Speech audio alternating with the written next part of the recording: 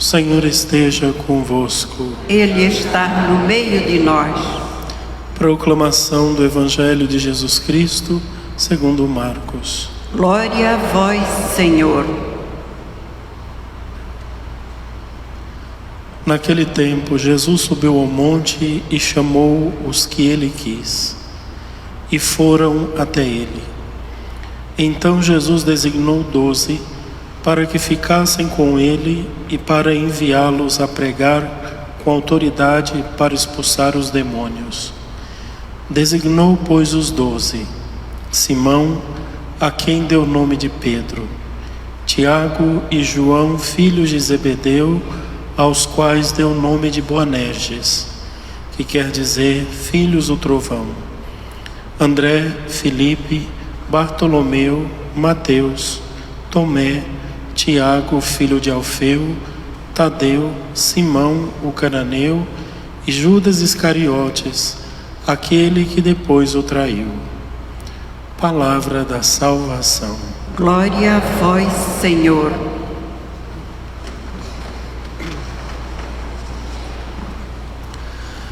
Caríssimos irmãos e irmãs, hoje nós celebramos a memória de São Sebastião e São Fabiano.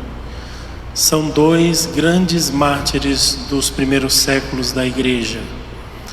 São Sebastião, ele nasceu no ano de 256, na França. Depois, ele já era de família cristã na França, vai para a Itália, para Roma, porque o seu pai era militar. Ele, desde criança, já servia a Jesus, já amava a Cristo e fazia as coisas de Deus.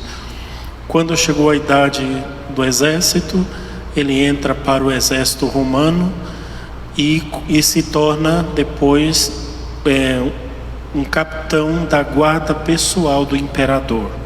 Era um rapaz, ainda bastante jovem, extremamente respeitado e amado pelo imperador, que o conhecia pessoalmente.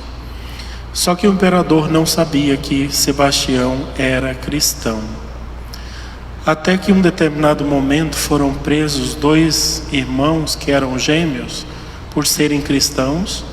Foram levados para o cárcere e São Sebastião, depois de muita oração, de muita intimidade com Deus, ele percebeu que estava chegando a hora dele morrer também, de dar a vida por Cristo. Os pais desses 2 rapazes foram até a prisão e queria convencer os rapazes a negar Jesus Cristo, oferecer um sacrifício ao imperador, porque os imperadores se achavam deuses.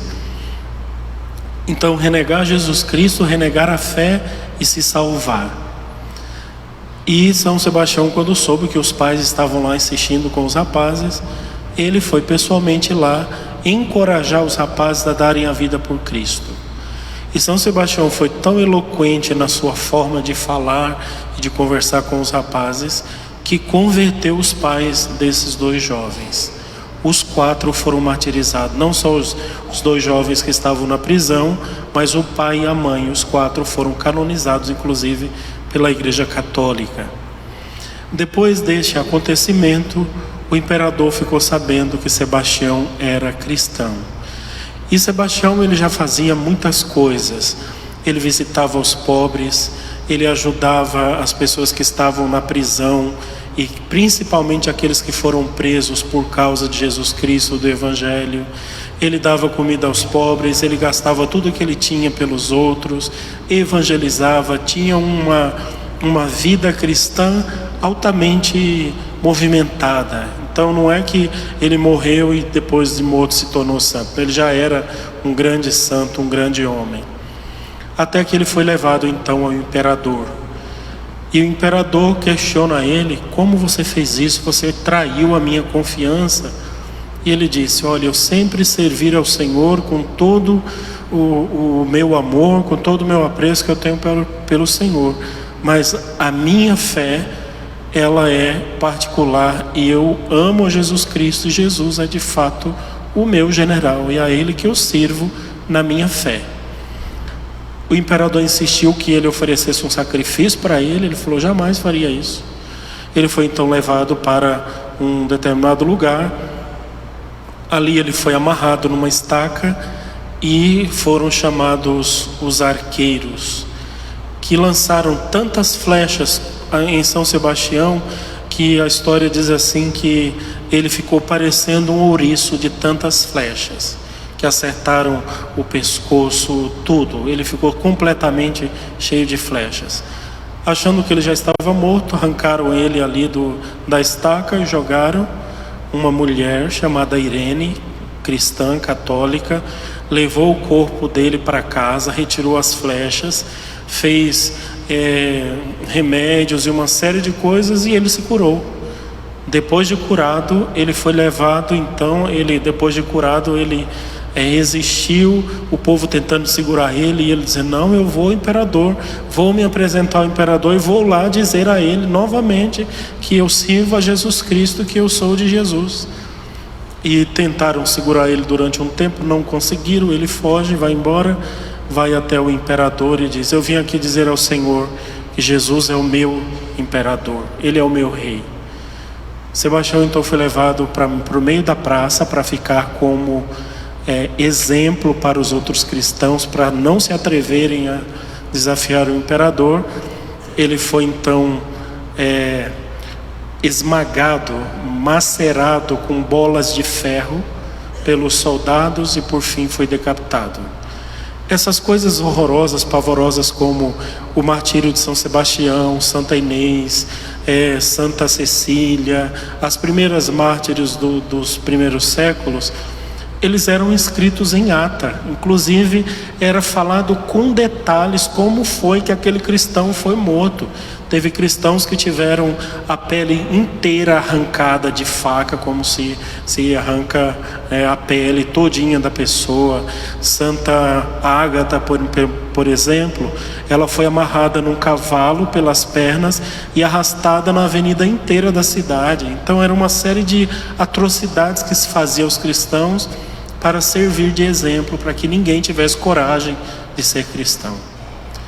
Só que o que o imperador não sabia era que quanto mais se matavam os cristãos, mais Jesus se fazia presente no meio do mundo e mais a sua igreja crescia.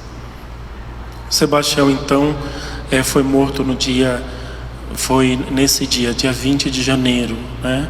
Já tinha ali quase os seus 30 e poucos anos, ainda era bastante jovem.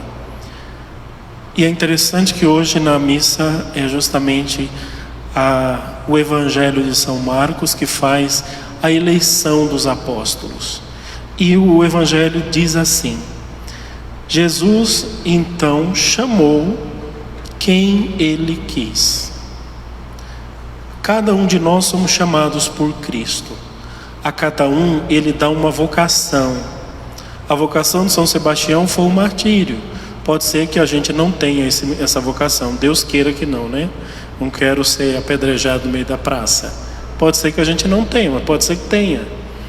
Mas a cada pessoa foi chamada por Deus e ele deu uma vocação. A Simão, que foi chamado hoje, ele deu a missão de ser a pedra da igreja. Simão, tu és pedra, e sobre esta pedra edificarei a minha igreja. Aos irmãos João e Tiago, ele deu o nome de filhos do trovão, porque eles eram fortes, tinham uma fala muito poderosa, eram pessoas destemidas e por aí vai. Aí por último diz assim: e tinha também Judas Iscariotes, aquele que depois o traiu. Esta foi a designação de Judas. Diante da vida e da sua conduta, como é que Deus vai te qualificar? Quem é você?